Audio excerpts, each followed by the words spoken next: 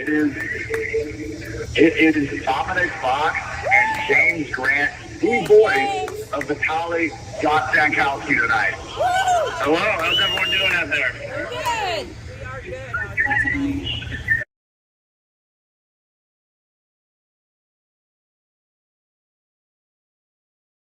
Hello, how's everyone doing out there?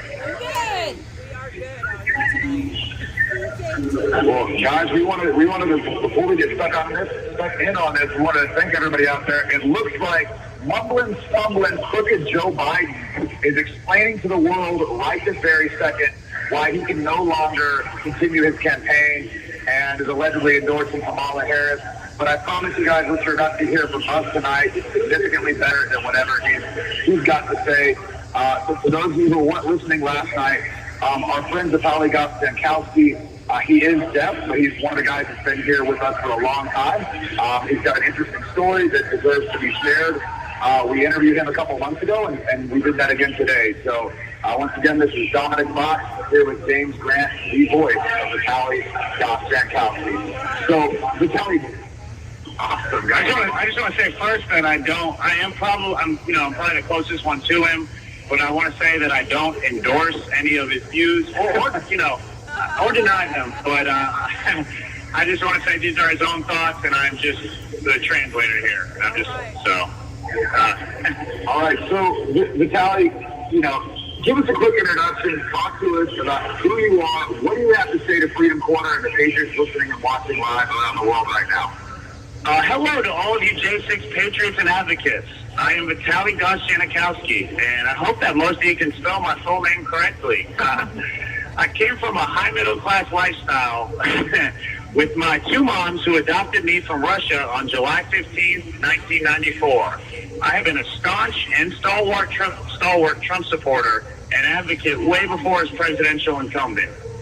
This is a simple introduction. Okay. That was simple. Now, Vitali, talk to us about what's going on with your legal situation. I know when we talked to you last time, we thought we were nearing the end, but it looks like some things may have changed, and you're still here. So tell us, what's going on? Any updates or developments? My legal case has been steadily slow due to an old-age judge named Paul Friedman, who has been overseeing my case since January 19, 2021. The jury found me guilty on 3 of 6 charges in March 2023, which is a significant good news to my current situation. The majority of SCOTUS justices favored to reduce the severity of the 1512 obstruction charge. My lawyer specifically said to me last week that he would expect the federal prosecutors to drop a 1512 charge because it's a dead case for them to continue their pointless arguments.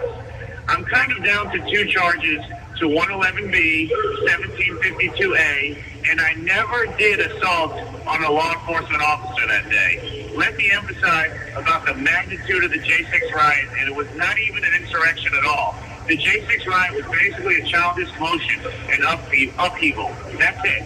I will likely have a hearing on August 2nd, 2024. My lawyer did file a motion to immediately dismiss my case or grant a second trial. If I'm granted a second trial, I would be released on bond for sure. Tomorrow marks 9 months of wrongful incarceration for me. Thank you for sharing that with us, Vitali. And like you, I'm also somebody that had that 1512 charge, and just waiting to see how things shake out with the courts can definitely be aggravating. But I know you sit down with me a lot. We watch the news, and you're reading on your tablet more than almost anybody in here. So I'm curious and want to know, what are your thoughts on the current state of the race? Talk to me about what you think about Biden, Kamala, and Trump.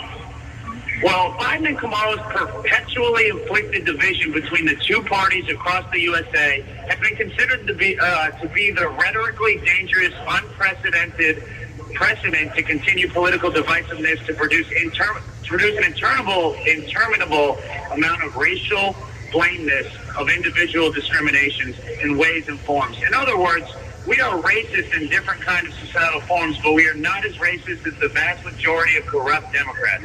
Trump just tries to basically shape up something to chip forward the amiable path of sociological normalization to reduce racial disparities and etc. Look at the black and non-white Republicans who are virtually better than Democrat pests.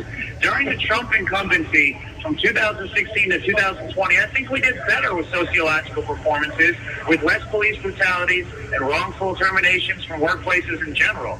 Most of you already know the actual results since January 2021, as Biden was inaugurated to become the president of the United States. And it has been worse. So if you guys can't tell, Vitali is highly educated, a very smart guy. He's also an incredibly large man. For those of you who have never seen Vitali, he looks like Tim Tebow. He's probably about, 6'3", 6'4". I mean, solid 230 to 50 pounds, rock solid muscle. And Vitali, I want to know, aside from playing basketball, what have you been doing to stay busy while you're incarcerated? So I do push-ups about 300 to 500 times nearly every day. I'm currently on my 94th book, currently Ruby Ridge. And probably the weirdest book I've read is Fyodor Dostoevsky's Notes in Underground. Being incarcerated is the most boring thing I've ever done in my entire life. Yeah, and James, your voice has actually shared a Dostoevsky book with me. Incredible book. I'm reading Crime and Punishment, so maybe we can chop it up about that when we're done here. But aside from being bored while you're incarcerated, and hopefully, we've done enough to, try to alleviate some of your boredom with the basketball and all the, everything else we do. What are you planning on doing when you're released? Eventually, this nightmare is going to be over, and I know you lived in Florida, but you've also lived in D.C. What are your plans?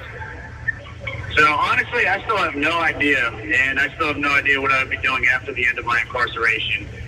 The Bank of America just closed 2 accounts in May on me for no particular reason, but, I'm hoping I'll figure it out eventually. All right, and if President Trump were listening right now, Vitali, what would you tell him? Of course, focus on ourselves in the country, the United States of America, first, no matter what. This country is a nation of prosperous freedom that needs to be well-preserved externally, with many potential and a great deal of potential to continue the wealth of capitalism. Well, you mentioned something that I think is important. You said to focus on America first, American policies, and interestingly, on that note, we know that Israeli Prime Minister Benjamin Netanyahu addressed Congress today. He's here in D.C. right now. Give me your thoughts on that, the Israel-Hamas situation. Just in general, what are your thoughts on that? So again, this is James Grant right quick, and again, I do not endorse or condone or deny any of these views. These are his own thoughts. I'm just Zionist Netanyahu should not have come to set his genocidal feet on the U.S. soil in the first place. He spent almost an hour spewing a lot of blames and literally comparing the inside job terrorists on the attack on October 7th, 2023 by Hamas to Pearl Harbor and September 11th in our country. Yes, it's very unfortunate and tragic that the pedophile and terrorist apartheid state of Zionist Israel suffered a massacre with 1,200 deaths of Israeli citizens. But the Israeli government and IDF are absolutely unnecessary for bombing, killing, and butchering at least 39,000 Palestinian civilians. Most of them were women and children. Netanyahu has a set of Zionist cojones to stand behind the lectern in the Capitol building and give an hour of blackmailing presentation to the House of Representatives and Senators. He did not exactly ask us to help reducing the intentions of pointless wars between Israel and Iran back to Hamas. He literally asked to continue arming them to intensify the campaign against Hamas perpetually. He is a sanguinary genocidal maniac. And I'm shamefully disappointed with the vast majority of Republicans who enthusiastically drop to their knees and bow as a prominent Zionist Netanyahu. Don't forget that the U.S. put a big leash around Israel's small neck.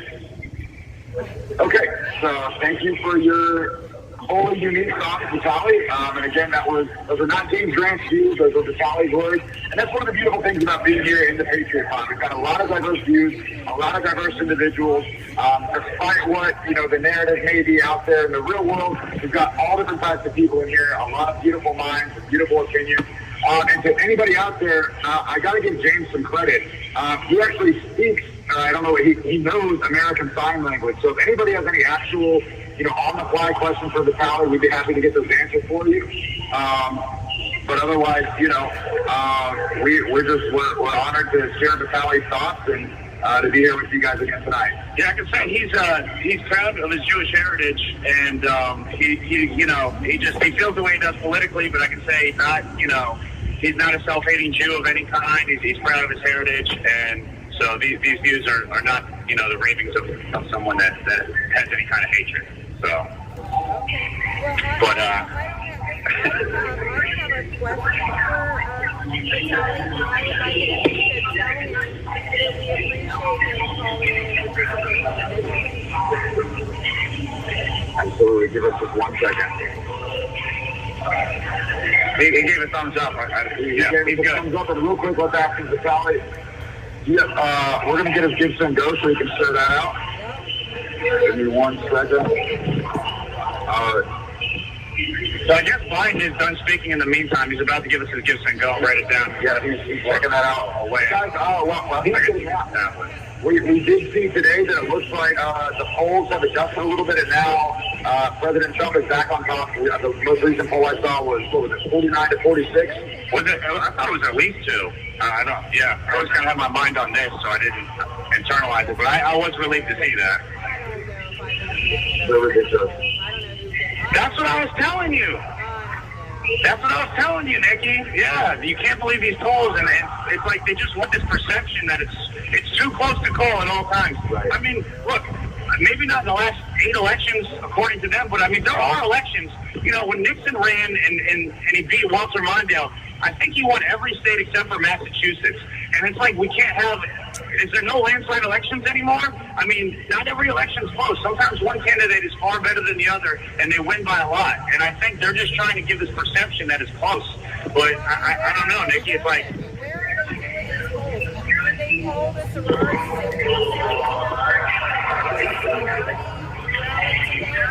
Right. No, and that's a great point, Nikki. I got a minor in political science at the University of Arkansas, go Razorback.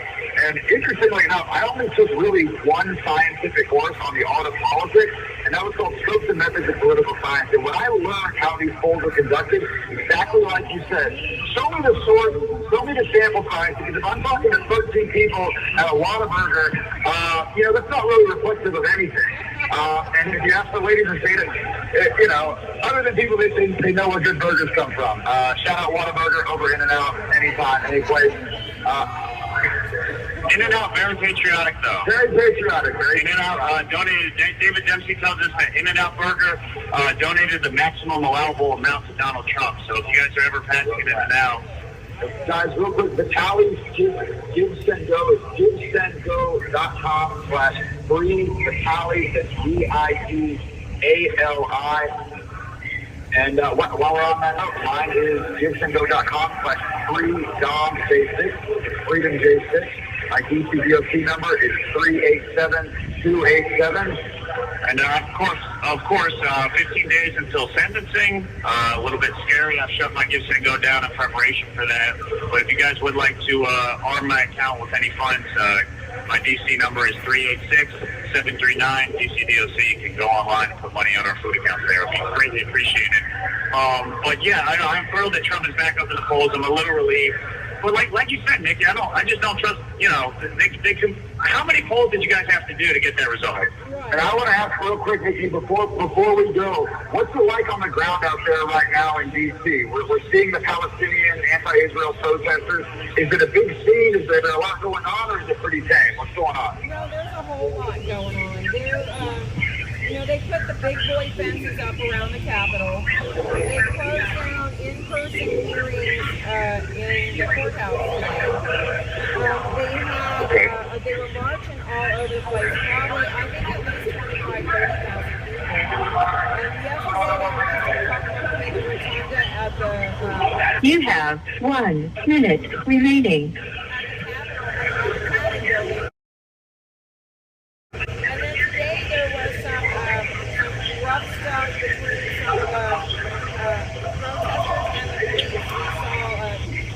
The cops deployed pepper spray. We saw the protesters cross the police line. We saw water cannons too. I missed that. Water cannons. They pulled down the American flag at Union Station instead of picking up a Palestinian flag. All kinds of goings on. And there was some physical contact between police and the little Hamas. Wow. Well, and we wanted to say thank you to Dwight and Lily. We must Of course. There's so many people to thank. It's so hard. Thank you to all the Freedom Corner patriots listening around the world. And, let's pray for peace in the streets. Heather Young, thank you for helping look stuff up about my judge. There's so many people to thank. Thank you to everyone. Dwight, Deb, everybody, you guys are awesome. And we'll talk to you next time. That's right. Thank you. Hey. Almost.